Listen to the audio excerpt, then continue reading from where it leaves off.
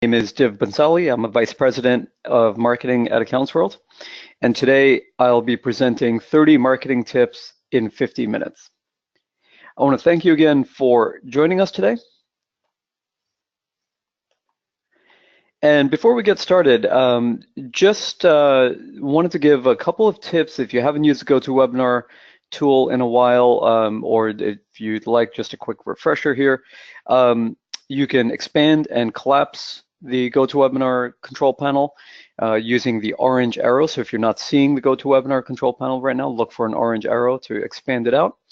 As I mentioned a few minutes ago, for those of you who are on the line, you've got two options for audio. You can listen in via your computer audio through computer speakers, or you can dial in via phone. If you select the phone option, it'll give you a dial-in number and an access code to be able to dial in.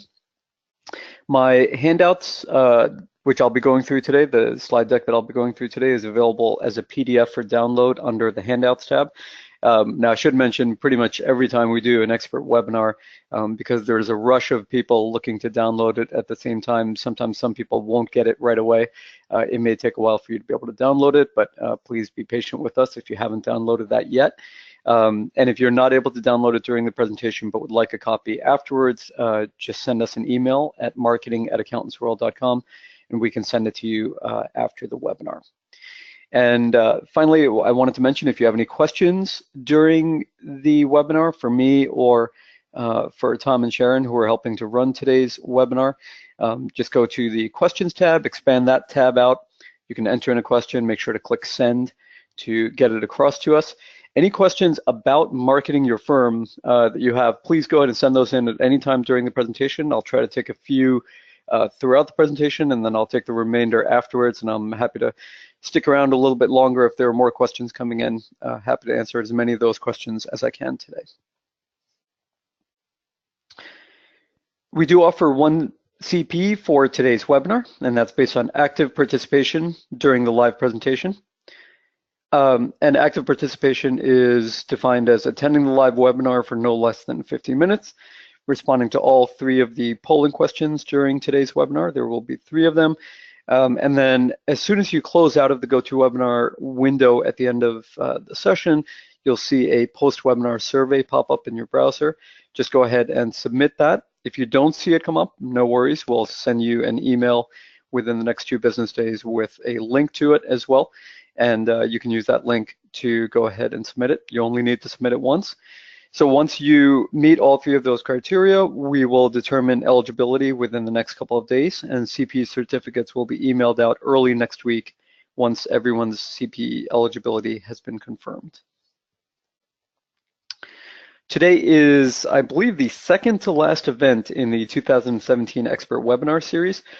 We've had an amazing year so far, some really distinguished speakers, and now, unfortunately for you guys, me today. But we go back to distinguished speakers next time with Ron Baker from VeraSage Institute, and he'll be speaking on pricing on purpose, creating and capturing value.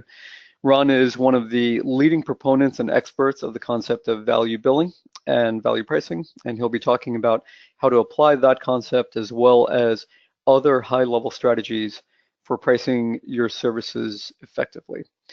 That webinar will be taking place on Wednesday, December 13th, so I believe that's 5 weeks from today, and it will be at 2 p.m. Eastern rather than 3 p.m. Eastern, so please make note of that time change there. If you haven't yet signed up for all of the expert webinars, I know many of you have, but if you have not, just go to awwebinars.com. That's all one word, AW as in Accountants World, webinars.com. And you can sign up for Ron's presentation there. You can also download on demand at any time any of the other webinars that we've had this year, and we've had some amazing presentations, so please feel free to check that out also at awwebinars.com. Obviously, since you're here today, you're interested in marketing for accounting firms, and what we'll be covering today is a lot of things that can help you slowly, incrementally build up your marketing base and be able to see more effectiveness out of your marketing. We're also offering an event that is of a completely different magnitude. It's a live event with renowned business growth expert Jay Abraham Jay Abraham is one of the leading business and marketing growth experts in the world. You can see their quotes from Damon John of Shark Tank and from Stephen Covey, legendary business guru, and what they had to say about Jay and the impact that he's had. He's worked with people in more than 400 industries. And for one day only on Friday, November 17th, he'll be doing a 6-hour presentation just for professional accountants. So this is only for accountants like yourself. It'll be taking place at the Convene Center in New York City. And registration is normally $500, but for attending this event, we're giving you $100 off. You can go to accountantsworld.com/Abraham. You see the URL there. Use the code J100, JAY100 to receive $100 off. Now, to give you some context, Jay just did an event in China with thousands of people. You can see that on our landing page there, and was charging tens of thousands of dollars for a full day session there. But he has graciously agreed to do this for us at minimal cost, and really the cost that we're charging barely covers the cost of us putting this up. So this isn't something we're doing to make money. We're doing this because we think it's a really unique experience and opportunity for accountants who are looking for exponential growth in their firms. So if you're looking to grow your firm dramatically, I urge you to go ahead and learn more about this event at accountantsworld.com/Abraham. And please go ahead and register as soon as possible. The event is in, let's see, 9 days at this point. All right, you see up here a brief bio about myself. As I mentioned, I'm the Vice President of Marketing at AccountantsWorld. Previously have been in a leadership position at other technology companies and leading digital and offline marketing efforts at those companies. But the main thing I would really stress is I love marketing. I think marketing is just a great mix of science and art, and presents interesting challenges every single day. So I love marketing, and I love seeing companies use marketing effectively to reach their organizational goals. So I'm really delighted to be with you today to be able to talk about how accountants can get more out of the marketing they're either doing or thinking about doing. So I want to start by thinking at a high level about the role that marketing plays or should play within your firm. And I would ask that we think more broadly about that role than maybe we have in the past. So marketing is about more than getting leads to notice you. That's certainly something that most accounting firms and most marketers of any stripe are looking to accomplish. But the core goal of marketing is to support and solve a business problem or capitalize on a business opportunity. And so there was a quote that just came in an article on Forbes 2 days ago, and it was talking about high net worth accountants and accountants who work with high net worth individuals. And it basically said, look, things are about to get harder for factors that are broader than just your individual practice. Greater competition, the commoditization of expertise, fee compression, all of those things are working against them, and more effort alone is unlikely to produce greater success, which I agree with. This is not going to be a trend that can simply be overcome by virtue of working harder. And the fact of the matter is, most accountants like you are already working plenty hard. That's not necessarily what you're looking to do. So what I'm going to mention right up front here is the sorts of structural problems that we see in that quote and that we hear from accountants all the time when we're talking to them. Those are problems that marketing has a role in helping to solve. And we'll talk a little bit about how that can happen and how your goals align with that as well. So we're going to reframe this at a higher level to start with, and then get into a little bit more of the details here. So if we think about where marketing is right now, and I actually had a question that came in before this presentation even started. Someone asked about what was universal about marketing right now with all the new technology that comes in and all the new tools and social media and channels that are available. What are the things that stay consistent? And I think that's a really interesting question, a really interesting way to frame it, because for most people who are trying to do marketing right now, what marketing can achieve for you today isn't primarily limited by technology or even by budget. people tend to say, well, I just don't have enough money to do a great job of marketing the way I'd like to. But the reality is that virtually all marketing channels, if managed properly, can be executed in either a cost-effective way or can be executed for free. And we'll talk a little bit about some of my recommendations for marketing channels and ways to be able to save money. But technology and money are not typically the limiting factors. For most businesses, the limits on their marketing effectiveness come from three things. Number one, a lack of clear goals. What is it specifically that we're trying to achieve? And we'll talk about that more on the next slide. Number two, a lack of focus on those goals. So we might start our marketing efforts with those goals in mind, but then when you get into the nitty-gritty of actually doing marketing, every potential form of success starts to look great. You know, yes, we want more leads. Yes, we want more efficiency. Yes, I want to do a better job of connecting with my existing clients. Yes, I want to reduce the amount of work that I have to do and the amount of stress that I have to take on with this. Right, clearly all of those sound like very positive things, and that's great. But what's the one or two things that you're really going to focus on? And I encourage you to think about that as we get going into the rest of the presentation here. Number three is, if the technology and the money is less of an issue, the time is not. And I see this as a practicing marketer, somebody who's been practicing marketing day to day for 17 years now, and certainly the case for many of my peers who are doing marketing as well. Whether you're doing marketing full-time or whether it's one of the many hats you wear, or even if you're outsourcing your marketing to somebody else in your company or even outside of your company, the fact is that marketing takes a certain amount of time. And so we want to try to be as time efficient as possible while we're also keeping our eyes on the prize. So when we think about what the solution to those limitations is, it really comes down to the three P's: planning, patience, and processes. We come up with a plan. We exhibit some level of patience, knowing that some of those results are going to take a while to manifest themselves, but that we can reach our goals if we stay focused on it and are paying attention to the right details. And finally, setting up the right processes to measure and improve continually.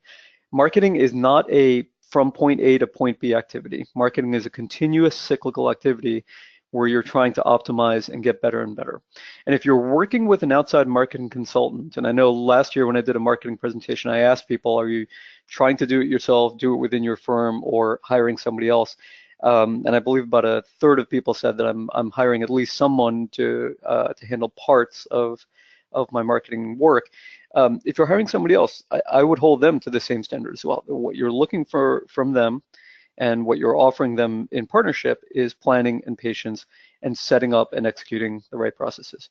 Now, fortunately, all three of those things happen to be things that accounting firms tend to be excellent at, right? Accounting firms are built on planning and processes. So while accountants aren't necessarily thought of as being natural marketers, I think their inclination actually works in their favor in terms of being successful in marketing. You know, I think a lot of times when people think about what marketing really means, they tend to think of something that's very creative and very artistic. And there's an element of that to marketing, but the bigger element is sticking to a plan and establishing processes that allow you to execute that plan efficiently. So to the idea of goals and focus, what I would challenge you to do is to ask yourself these three questions every 6 months. And 6 months is a barometer that I've encouraged when I've been a marketing consultant before, that I've encouraged my clients to take this exercise on. You know, obviously your results may vary and you may want to do it more or less frequently than that. But question number one, what's our primary business goal? Or it might be, what's our primary business gap? In other words, something that we're not achieving that we'd like to be achieving. Is our goal to grow by getting new clients? Is it to grow by generating more revenue per client?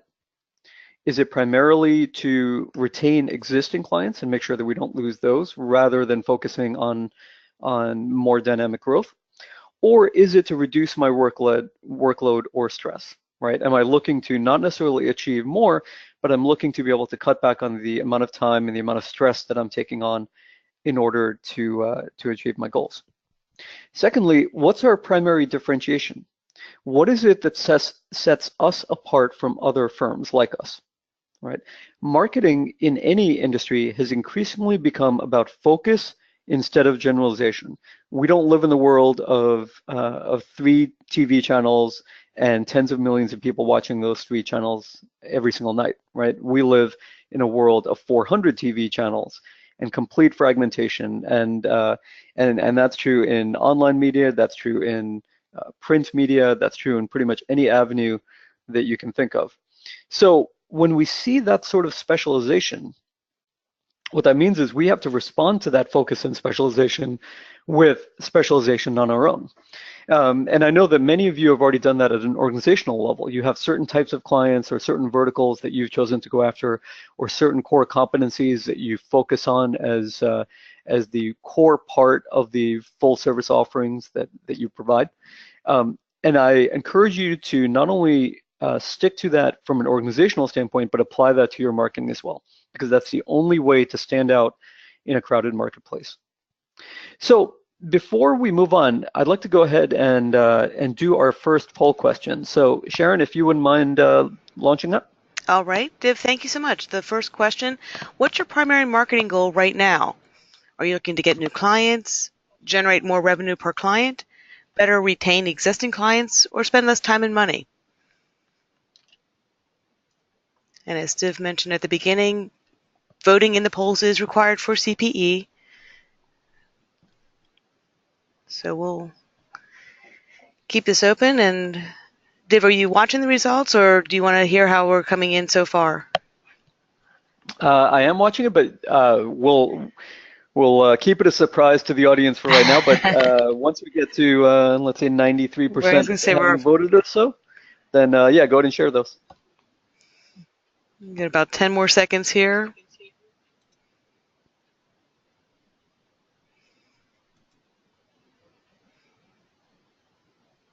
Okay, going once, going twice. You hit submit to send your answer, and we're closing it out. Div, everyone wants new clients. All right, so we've got 57% who said get new clients. That's great. That's pretty consistent with what I expected. About a quarter of you said your biggest priority is generating more revenue per client, and we'll talk a little bit about how to do that. And then 10% each for better retain existing clients and spend less time and money. So that's great. That's actually a pretty diverse answer. I certainly expected get new clients to be number one, but pretty good diversity here in terms of what we're looking to achieve.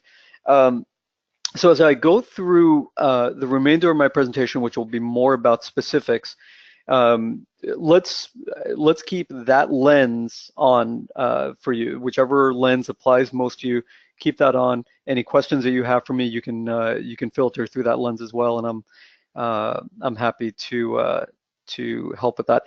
By the way, I had Fred just wrote in as a question and said his answer is to retain better clients, and I think that's a great point, right? Not all clients are created equal, and so maybe what we're looking for rather than quantity or percentage is quality, and so we want to make sure that the clients that we attract and keep align with our core values and what we're trying to do as a firm as well. So that's great.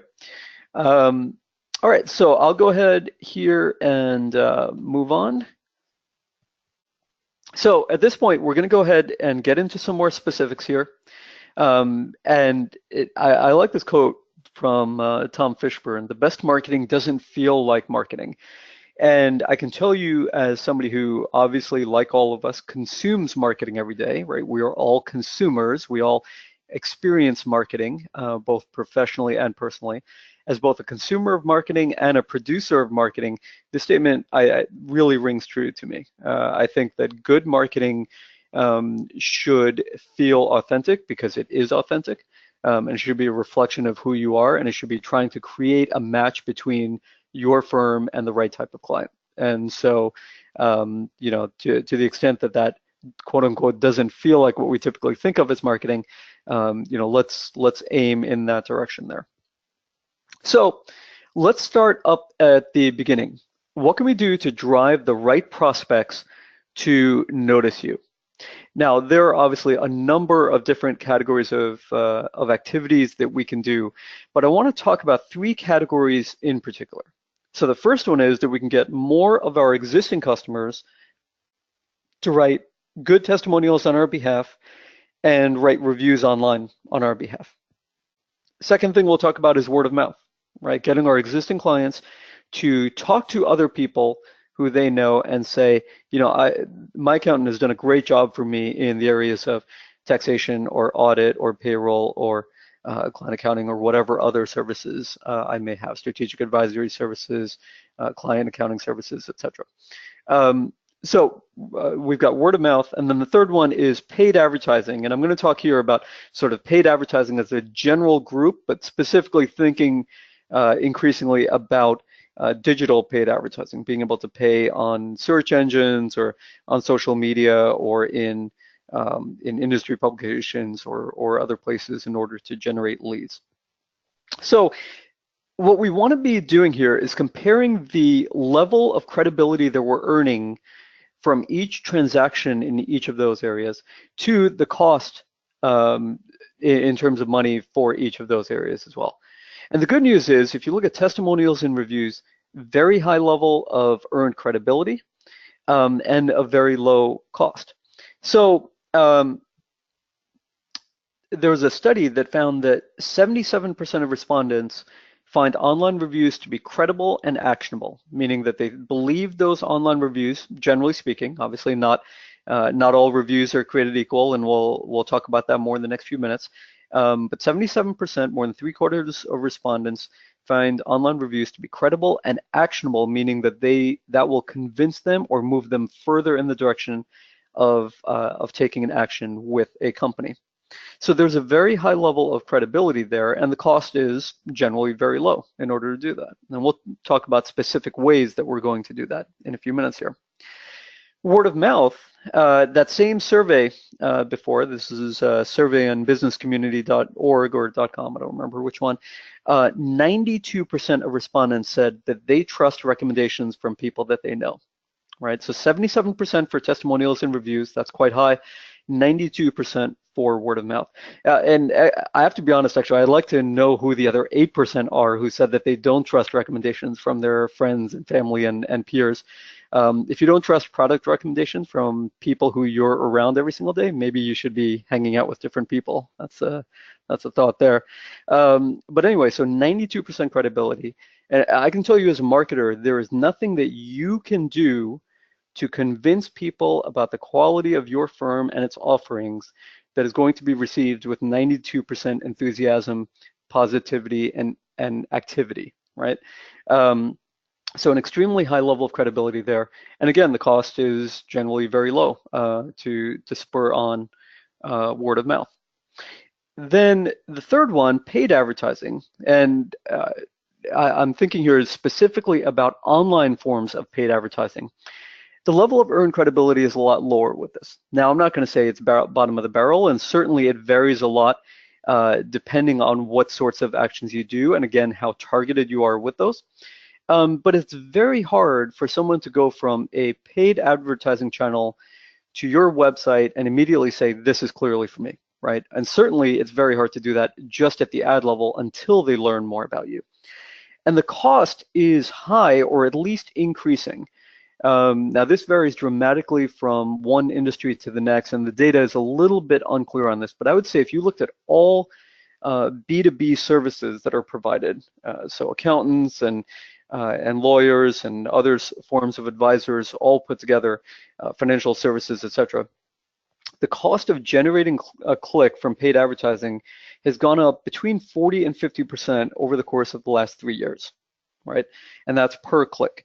So now you may say, well, look, if I can get some small percentage of people who click on my paid advertising to turn into long-term customers of mine, long-term clients of mine, that's completely worth it. And that very well might be true, right? So I'm certainly not going to tell you not to do paid advertising. I've done digital paid advertising for 16 years now, and I've seen firsthand the results that it can drive.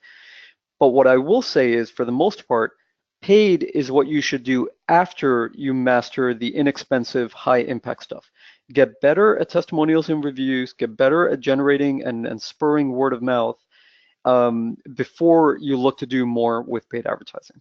And if you have questions about your individual situation and sort of where the balance of those should be and where the mix of those should be, I'm happy to discuss that offline as well and give you some quick thoughts on that. But as a general rule, what we're going to talk about today is to focus on those first two rows and put that third one a little bit more to the side, or at least figure out what we can do to help that work better on its own without requiring more effort and more money from us. So before we get into step one of achieving more success in those channels, I want to talk about step zero. And step zero is to make sure that you're listed online. And this is a very basic tactical thing. And it is something that in my experience, I would say probably about a third to a half of firms have not yet optimized, right? Maybe they're just not doing it at all. Maybe they're not doing it enough. So let's talk about sort of step by step how you go about doing this. So if I was creating a new firm from scratch today, the first thing I would do, or if you're not listed on Google as an existing firm, go to google.com/business to claim and publish your listing. If you're not sure if your business listing is published on Google, chances are it is not. Or it is, but it hasn't been claimed by anybody, and so the information may be very much out of date. So you want to go ahead and claim your listing and then have it get published or republished if need be. Number two, you want to update your business info. Now, Google has algorithms to collect business information and triangulate to business information, even if you've never done any business with Google directly, right? So they've tried to figure out exactly who you are, so that they can apply that on Google Maps and Google Reviews and all the other things that they do. But over 1/3 of local businesses who are listed on Google have either an incorrect phone number, an incorrect physical address, or both, right? So either incorrect or missing information on very, very core contact information that you want to make sure is there. So make sure that you update that information and get it accurate. Number three, you want to add photos to your listing as well. And I've got a little asterisk there at the bottom that says, yes, I know you're an accounting firm, because whenever I tell firm partners or decision makers or whoever is working on the marketing, hey, you should put some photos related to your firm up on online, they're like, what am I going to show a photo of? I don't have like baked goods to show to people or artwork or anything. We're a firm. We're on our computers all day long. No, there are photos that you can include there. And the reason I say to add photos is that many marketing experts believe that Google gives a form of bonus in their search indexing to local businesses who include photos. And this has been sort of anecdotal. Google has not made a statement one way or the other, but this has been sort of an ongoing question in marketing circles, and a lot of people, myself included, believe that photos do help you somewhat there. Now, that can be a photo of your entire team. That can be an external shot of your office, which will also help when you show up in Google Maps for people to be able to find you. It can be the front cover of a report that you've published. It can be your leadership team, right? Any of those will help you out here in terms of your listing being published and being noticed better. And then you can track your firm's performance on Google Insights. So once you've got your firm set up, you can go ahead and I've got sort of a laptop view of what it looks like there. You can see how many people are searching for related businesses, how many are searching directly for your brand name, and there's a bunch of other information there that's useful as well, including reviews, which we'll get to in just a few minutes. So all of these steps that we've done here, the goal is, number one, you now have a place online that is likely to be prominently displayed on Google's results, and we'll show what that looks like soon.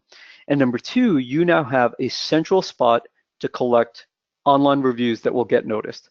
Now, obviously, if people are Googling for accountant in Schenectady, New York, and you're in Schenectady, New York, you want to show up as part of the listings there.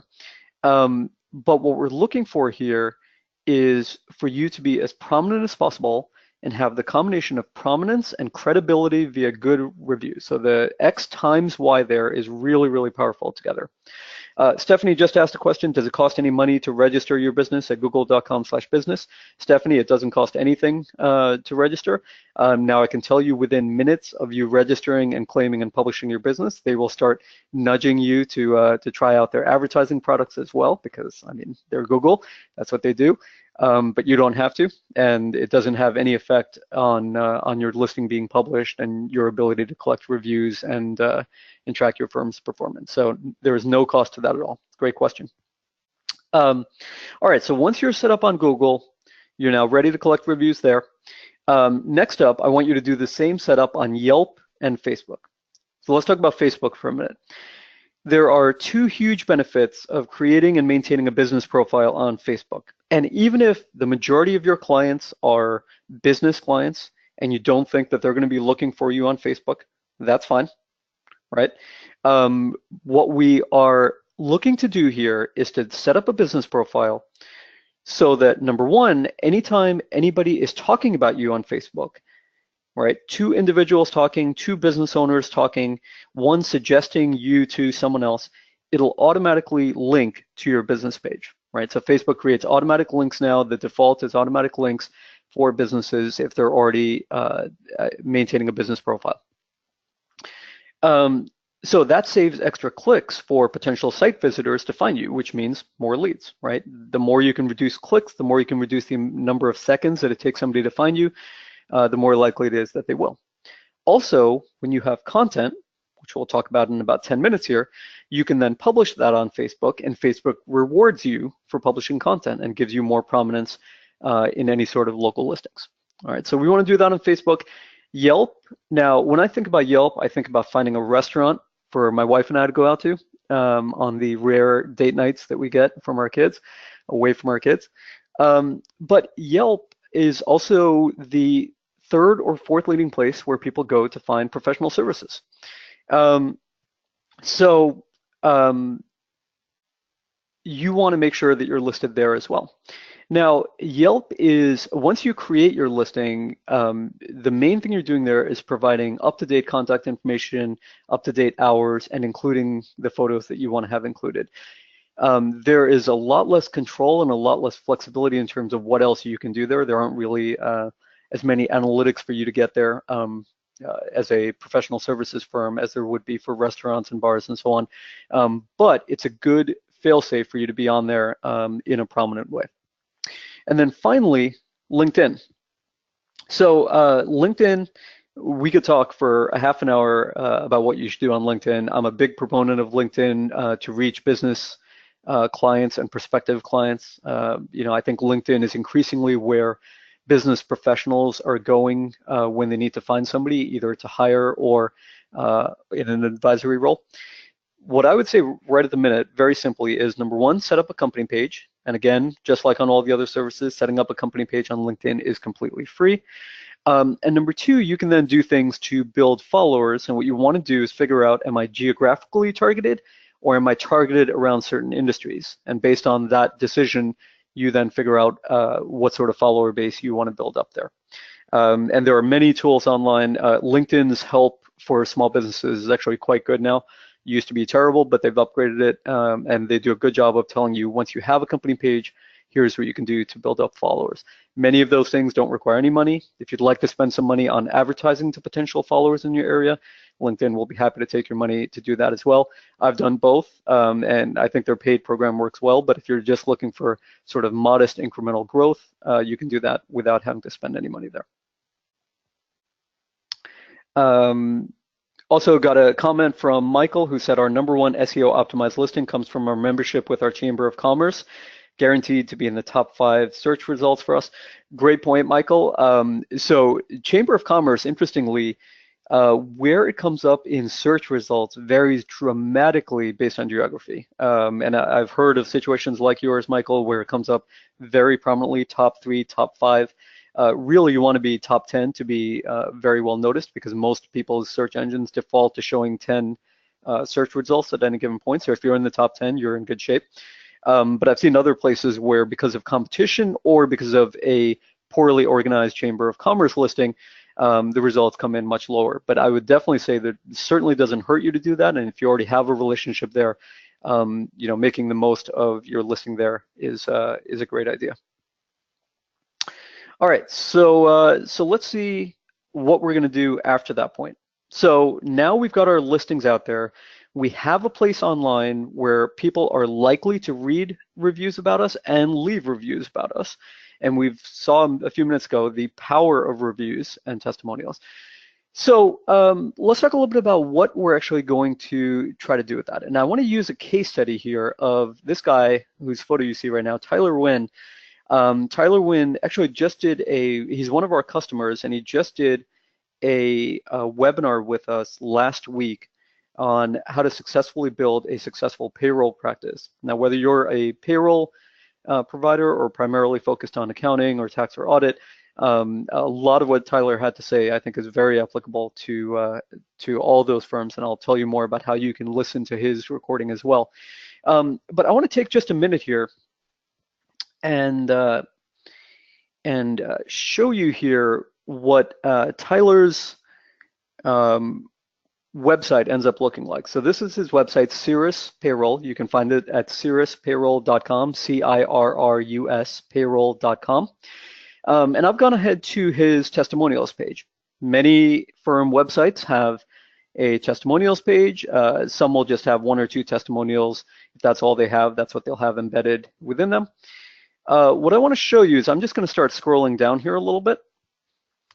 And you're going to see more and more testimonials here. And I remember the first time I came to this page and I thought, well, okay, I think I've seen about 5 or 10 or 15 at this point, and it just kind of keeps going on and on and on. And one thing I really want to make clear here is this is not a case of quantity over quality. These aren't garbage testimonials. These aren't testimonials where Tyler has clearly coached them on what to say and they're all saying the exact same words every single time. These are authentic, meaningful testimonials that Tyler has been able to get. He has, I believe, the last time I counted, he has over 50 of them on his website. And all of those are ones that have come from what people have written about him elsewhere, primarily on Google. So let's take a look at what the impact is out on Google here. And so in just a second, your view should switch over to a Google window. And don't worry if you can't see the specifics of what I'm showing here. But the key here is I did a Google search on payroll in Tulsa, which is where Tyler is located. And so the top listings here are all ads, right? But after that, the very first thing that Google shows is their map index. And so the map index is typically set up to show anywhere from 3 to 5 options that are likely to be good matches for whatever somebody has just searched on. So Google is basically saying to us, if you're searching for payroll in Tulsa based on popularity and other factors that we know, here are 3 people that we think you should be considering talking to. And so what we have here is Cirrus Payroll coming in first, Southwestern Payroll Service coming in second, Paychex coming in third. And this is super helpful for site visitors to Google because it includes a map. It tells you right where they are. It's got your contact information. It tells you what time they're open until. It's got a direct link to your website. You can get directions to it, right? It has sort of everything that you would want right here. The thing that I want you to pay attention to is right under Cirrus Payroll here. Tyler's average rating is a 5.0, and that's based on 63 reviews. Now, I've consulted for a number of companies over the years and helped friends and family members with getting businesses up and running and getting reviews. I've never seen anything like this. I've never seen a business that authentically has 60 plus reviews and an average rating of 5.0. It's really, really amazing. And obviously, the first thing I would say is it speaks to the quality of service that Tyler is providing, right? No matter how good Tyler was at marketing, if he was doing a poor job of processing payrolls, he wouldn't have a 5.0 average. But on top of that, he set up a great process, which we'll talk about in just a few minutes, in order to get reviews at the right time and to make sure that they're authentic and meaningful to people who are viewing them. The second company listed here is Southwestern Payroll Service. Their average listing is 3.7, and that's based on 3 reviews. right? And the third one here is paychecks. And I'm sure based on your dealings with paychecks, I'm sure you'll be shocked to hear that they have an average rating of 1.8 based on 6, right?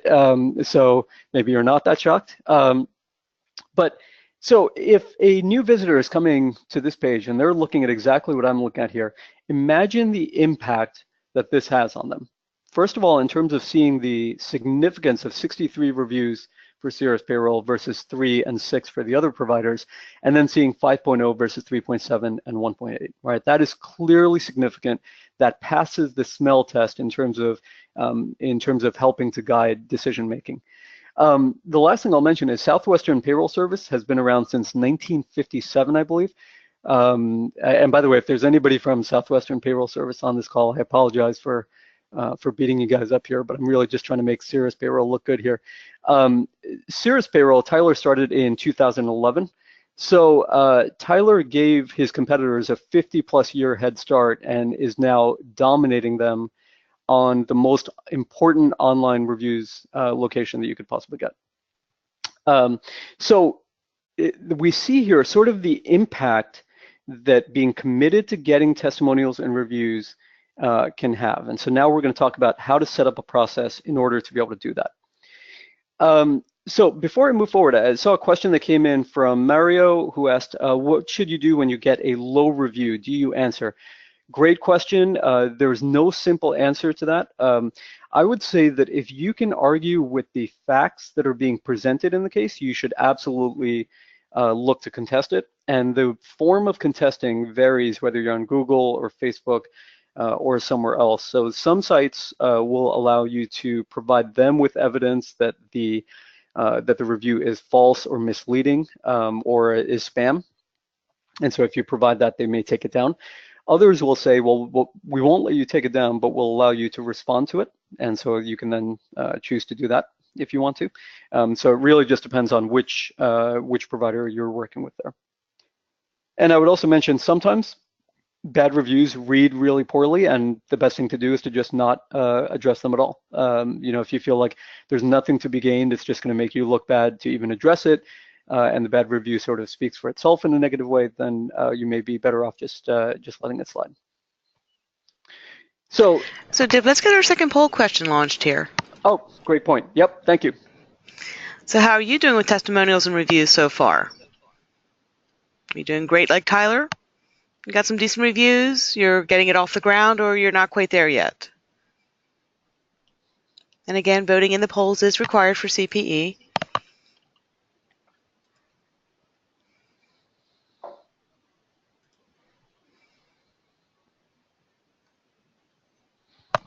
And by the way, while people are voting, Ramina asked a question. It said that all 5-star reviews is actually not good and seems to be artificial. Is that right? Ramina, great question. So Google and Facebook, I know in particular, have algorithms set up that if you're above 4.8, 4.9, they're going to start to screen your reviews to make sure that they're authentic. They're basically going to look for very, very common language and very simple ways that people are phrasing things. If they look at Tyler's, that's going to clearly pass the smell test and there won't be any problem at all there. So it is not true that having all 5-star reviews by itself is a bad thing. It just means you're probably going to get audited to make sure that they're authentic. All right, I'm going to give people a few more seconds here to get their poll answer in before we close this out. Div, here we go. All right, so what do we have here? Okay, so 59% not there yet. For those 59%, I think you've got a to-do item for the next month or two. Really start to focus, and we're going to talk right now about how to do that, but we're going to make that a point of emphasis. Only 7% of you said great like Tyler, so not everyone's going to get to where Cirrus Payroll is, but I think that gives you a benchmark in terms of what's possible out there. All right, great. So let's go ahead and hide that, Sharon. Thank you. And so testimonials, how and when to get them. 6 steps, as I mentioned in the note here, I've taken these recommendations shamelessly from Tyler, and you can hear his complete presentation at accountantsworld.com/Tyler. So you can download that or view it on demand anytime you'd like to. So here's what Tyler says has worked so well for him. You want to get testimonials as early in a client relationship as possible. Now, if you have a lot of existing clients and you have not really made a push for it before, that's fine. Just make it a point of emphasis sooner rather than later. What he says is you want to have delivered substantial value, right? So whether that's a specific paper deliverable or a tax return or a financial statement or a year-end report or payroll or whatever it might be, you deliver something of substantial value. You wait 3 to 4 weeks after that to make sure that everything went well, and then you send a personal email requesting a testimonial, right? And it should be the person who manages that relationship who sends that personal email requesting the testimonial. Giving them, then you want to give them specific directions on where you want them to post their review. And so what Tyler does is give a direct link to the Google reviews page for his business so they can go right in there and post it. Number 4 is super critical. Do not coach them on what exactly to say. So like I said before, Google is, and Facebook and all the others are very adept at using really advanced tools to be able to vet out fake reviews, right? And they don't catch all of them, but they are smarter than you are at catching fake reviews. So don't try to do that. Don't tell your clients what to say. Just go ahead and let them write whatever they authentically want to. Step number 5, as Tyler points out, your clients will probably ignore your request because, well, they're clients. So that leads us to step number 6, which is to send them a reminder 4 to 7 days later. And typically that reminder email will get them moving at that point. And you can see the success rate that Tyler has had in terms of asking clients. Key point, he's not asking everyone. If there's a client with whom he has sort of an ambiguous relationship right now, things aren't going necessarily that great, or he's not sure yet, or he doesn't feel like he's delivered substantial value yet to them, hold off at that point, right? And that's why we send a personal email there to be able to do it. Kenneth asked, does it matter if the testimonial is posted on Google, LinkedIn, Facebook, or AccountantsWorld website? Kenneth, I think the first place to post it is on Google because that's where the future site visitor is most likely to find it. So if you're only going to ask them to post it to one place, I think that's where I would ask for.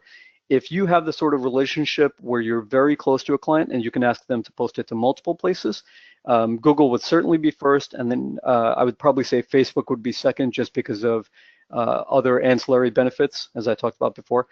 So those would probably be the first 2 that I would look at there. All right, so now we've talked about how to get those reviews, and hopefully that has gotten people to your website now. And those people are very eager at this point because they've just seen a series of good reviews and good testimonials.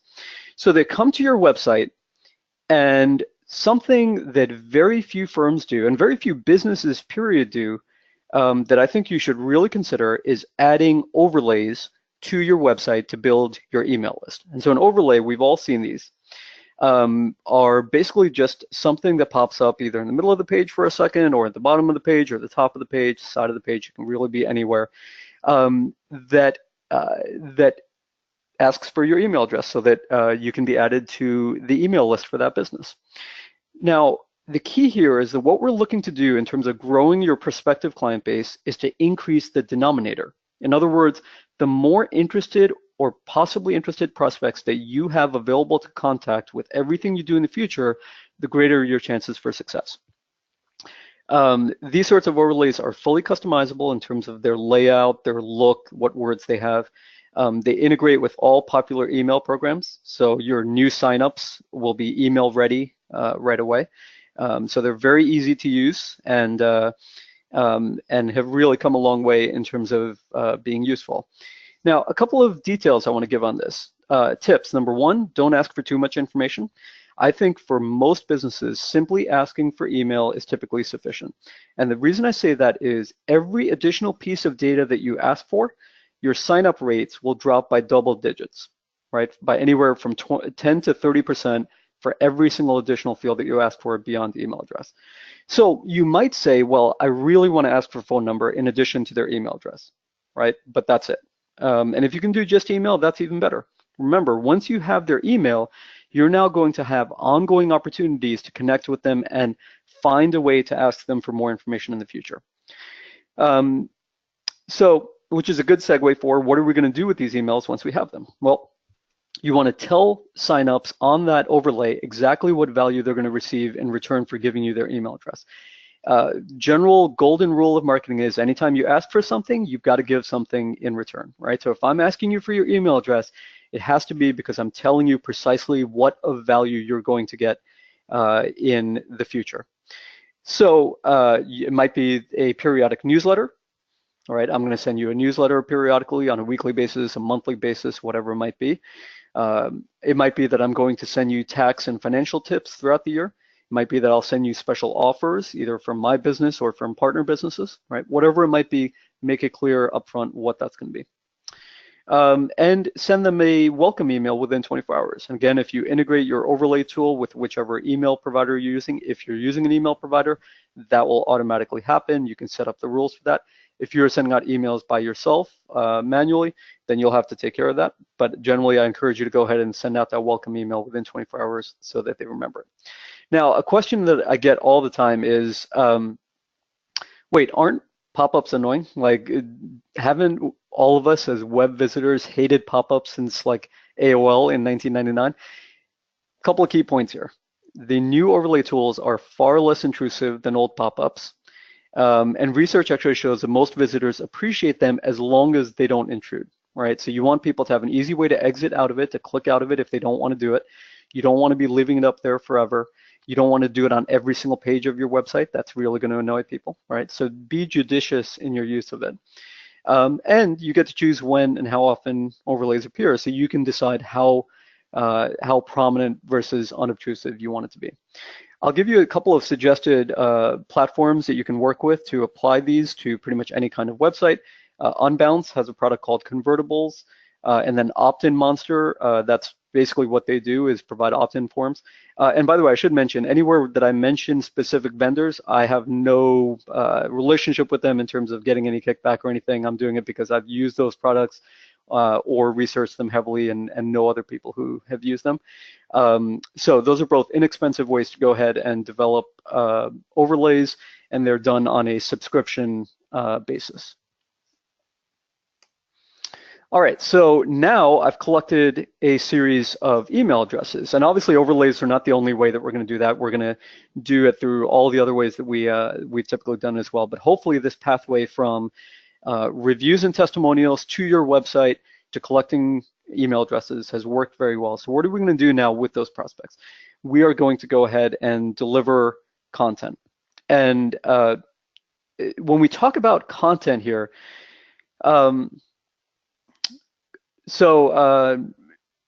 the basics of content marketing, Neil Patel has a great definition of it. Content marketing is a long-term strategy based on building a strong relationship with your target audience by giving them high-quality content that's relevant to them on a consistent basis. All right, so there's a lot to unpack there, but basically what we want to do is for existing clients, we want to use content, things that we write or produce, to reinforce our expertise and our trustworthiness. And for prospects, we want to build up our credibility in a way that eventually will pay off whenever it is that they're ready to make a decision about us. So a couple of tips for getting started on content marketing.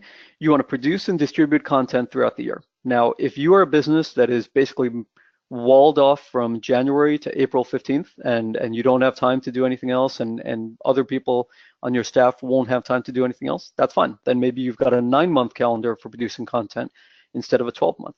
But I really do suggest that you lay out a calendar and sort of space out your content throughout the year. If you want to write all of it at once, you're certainly welcome to do that, but you space out the delivery of it throughout the year. You want to talk about topics that are at the intersection of your expertise and your client's needs. In other words, we don't just want to talk about the things that you are uniquely expert at. And we don't just want to talk about the things that your clients are interested in. We want to find the things that match up with both of those. And some of those you're going to know from the hundreds or thousands of conversations that you've had over the years. And some of them you may not know, so you try a piece of content and you see how it goes. You want to make it easily digestible. People love numbers, top 10 tips for tax season, strategies, 5 figures that you should know going into 2018, right? Things like that. There's a reason that my webinar was titled 30 Marketing Tips in 50 Minutes. You may have noticed that I don't actually have numbers on this, right? And by the way, I did count. I've got a lot more than 30 in here, but I knew that 30 marketing tips is going to be significantly more impactful than just saying marketing tips, right? So that actually works. Finally, case studies, which we'll talk about in just a minute here. So how much content? If you're writing very short pieces, few paragraphs, right? I would say probably 8 to 10 short pieces per year. You're basically looking at publishing about 1 per month. If you're going to write longer pieces, if you are really in-depth in one area and a lot of your clients are going to benefit from your depth of expertise in that one area, then what you're probably looking to do is just write 3 or 4 longer pieces in the course of a year.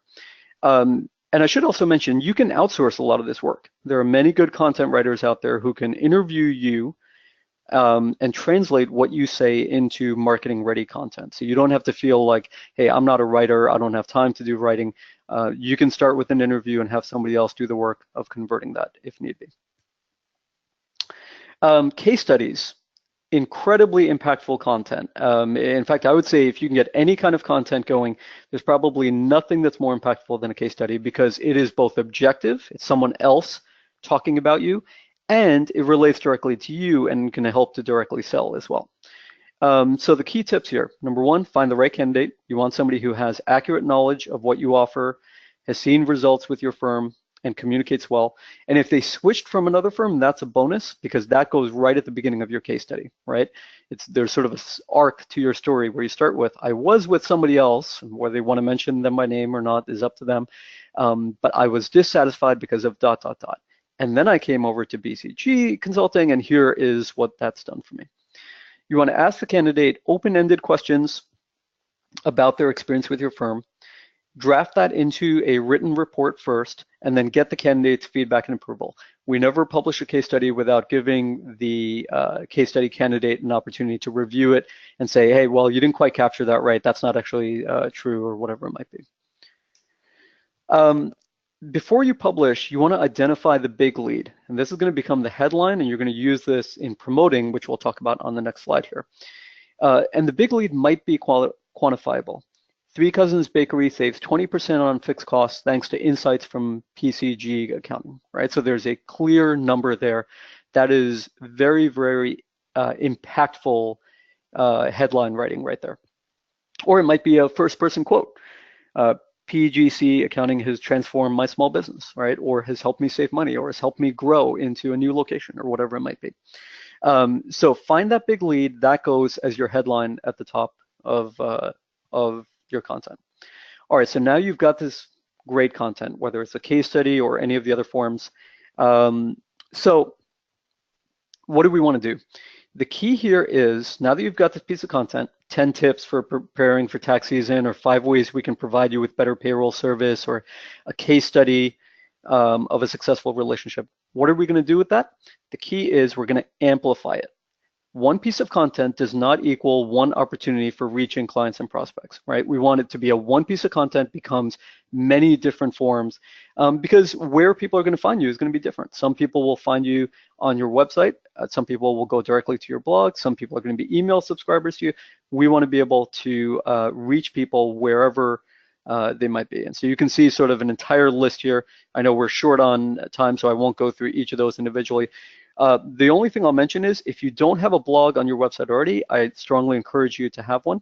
Number 1, Google search loves blog content and rewards sites for having blogs. And number 2, that's content that will live there permanently, and it provides constant reinforcement to new site visitors that you're an expert at whatever you're talking about.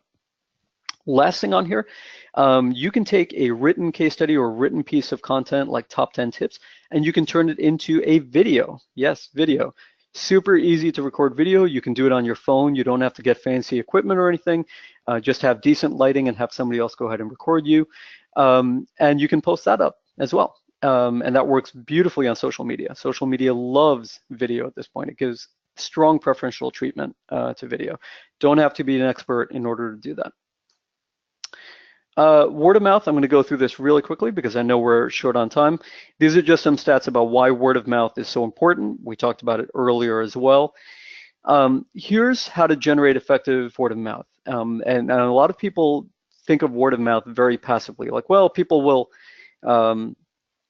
people will, recommend me if they want to. No, you can actually do some things to gently nudge people in that direction. Number one is to have and tell a founding story, right? So that is, what is your background, how the company was started, the reason the company was started, and what makes you unique, right? People want to feel a personal connection, even to their business partners. And so if there's a story that people can relate to, that makes people more likely to recommend that business. So you can tell that story at your first meeting with a new client. You can have it on your website with photos. You see my accountant there. Shout out to Matt if he's on the line right here. Right, so he does a good job of telling his story and why he didn't enjoy his previous job and he switched over to starting this firm. And you can do it on printed materials as well.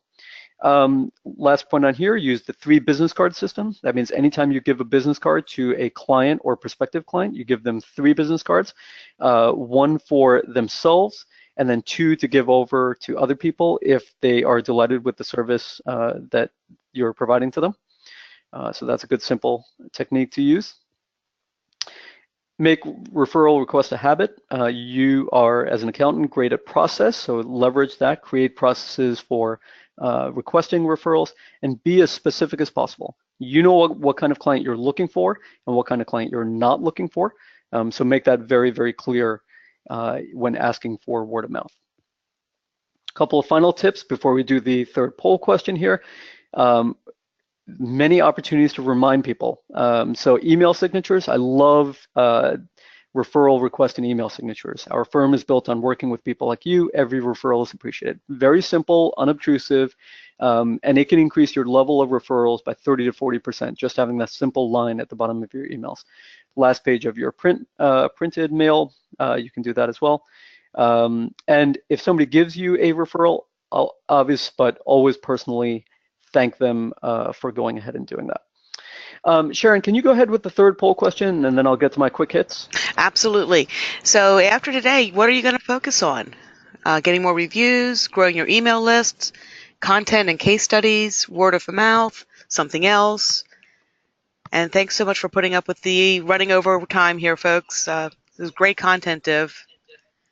Great, thank you. And Sharon, is this a multi-select question or is this a one select? No, absolutely. So if there's more than one thing that you're going to be working on, select everything that, what's top of your mind. You want to do everything, select them all.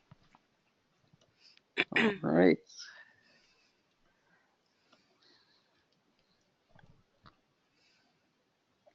And I know some of you folks have to get going. I've got just 2 more slides here, but if you need to run, I certainly understand. I know we're right at the top of the hour here.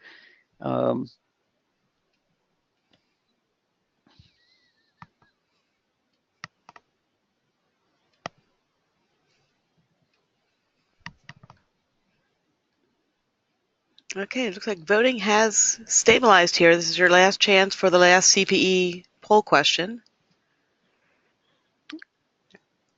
Close it out and put it up.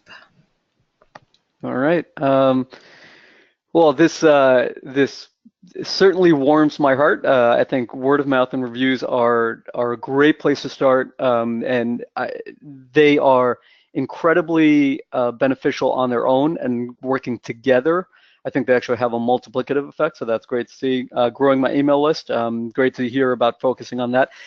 Just a quick comment I'll make. A lot of people think of email as sort of a last generation thing. It's not that big a deal anymore. It doesn't work as effectively. The demise of email has been greatly exaggerated. Email marketing continues to be incredibly effective as long as you've got the right audience and you're providing them with content that they want, which is exactly what we're going to try to focus on from this point forward. All right, so let me go ahead and just finish up with a couple of last slides here. A couple of quick hits. So these are just random thoughts that weren't related to the 4 topics we covered already. Organize a fun event for your clients and prospective clients at least once a year. Now, I got this idea because a few months ago, my realtor who helped us buy our house right now, he and his partners had an event that they organized, just a fun event. They rented out a small park and got somebody to come in and with some catered food. And I was actually talking to him, and he said the last year they had just ended at their office, but now that they've grown a little bit, they could spend a little bit more money on it. But certainly doing it at your office is fine, whatever makes sense.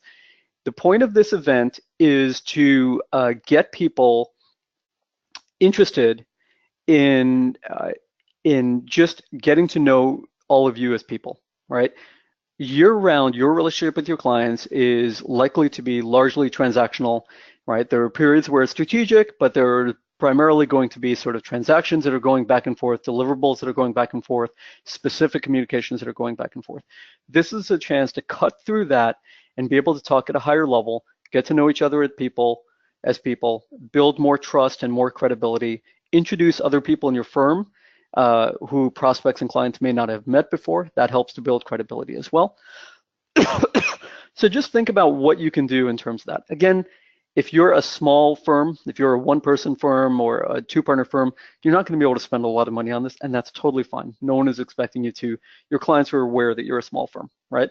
But do something fun that sort of rechanges or reshapes the setting in which you're interacting with your clients. Email platform. I get asked about this a lot. If I'm using an email provider, what email provider should I use? If I'm not using one, but I feel like I'm ready for one, who should I start out with? Generally speaking, I would say these days, email platforms across the board are very, very good. I have experience with MailChimp, iContact, Constant Contact, Vertical Response, a couple of others as well. They're all really good. None of them are duds.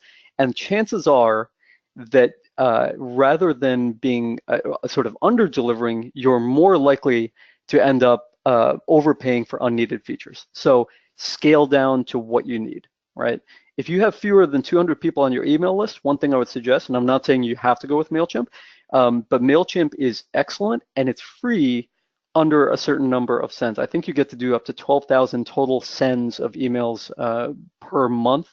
And I don't know how many people that covers, but it's 1,000 or 2,000, and certainly up to 200 people. I think MailChimp is a very, very good partner to work with there. Website. Two things your website should be, and you'll notice I didn't talk too much about websites, but think about two things. Number one, it should be built as much for your existing clients as for your prospects, and number two, it should be mobile ready because about half of your website traffic at this point is going to be coming from mobile. Now, we here at AccountantsWorld have an excellent product called Website Relief, and it lets you include secure client portals so clients can log in to upload source documents and get their returns and reports. It has tax calculators, payroll calculators, and many other tools. But I know many of you might use other accounting website solutions, or you may have created your own on WordPress or some other general platform. And almost all of those choices are fine. But whatever website solution you use, you want to look to deliver real value for your existing clients. That's a really critical thing. So really think about whether your website is doing that right now or not. And then finally, SEO. So first thing I'll mention is I would say 50% of people who use the term SEO don't actually know what it means. So for those of you who have not heard the term before, it stands for search engine optimization. And it's basically the idea of what can I do on my website in order to get Google to give me more prominent search listings, right, in search results. And there's an element of truth to SEO, which is if you provide more content and it's better content, it fits with what people are searching for, you're likely to show up higher. But SEO tends to go beyond that and try to find ways to game Google's system, to basically find tricks to get around their algorithm and be able to show up artificially high. And that form of SEO, I just don't believe in at all. Not only from the perspective of it's kind of weird, but also it's just not a good use of your limited time, and there's very little evidence that that actually works very well for any extended period of time. So if you have someone contact you trying to sell you SEO services, ask them for an audit review, ask them to provide you with an audit report of what they've done for other clients, and if they can't provide that for you, run the other direction. Even if they can provide that for you, it's probably not the best use of your limited time and money. And if you are not sure if SEO is right for you or not, shoot me an email and I'm happy to give you a quick response there. So, sorry that we went over here, but I want to thank you for attending. And a couple of things I want to just reiterate here. Make sure you remember to fill out the post-webinar survey to receive CP credit. That will come up after you close out of GoToWebinar. So you've got to close out of the GoToWebinar control panel, close out of the app, and then you'll see that open up, I believe, in your browser window. If you don't see it, no worries. You'll get an email with a link to it within the next day or so. Jay Abraham's Exponential Growth event, if you want to learn how to grow dramatically, November 17th in New York City. Use promo code J100, JAY100 at accountantsworld.com/Abraham. There'll also be a link to it in the thank you email that we'll be sending after this event as well. And finally, I've got a little blue bar at the bottom there. If you've got a marketing question that you'd like me to answer, feel free to contact me, marketing@accountantsworld.com, and I'll be happy to help. So I hope this was helpful for you. Please go ahead and fill out the survey and give me as much feedback as you're able to. I always appreciate positive or negative feedback. It helps me get better at this. Thanks again for joining us today, and we'll see you hopefully at Jay's event next week, and if not, we'll see you at the expert webinar in 4 weeks. Thanks again for your time.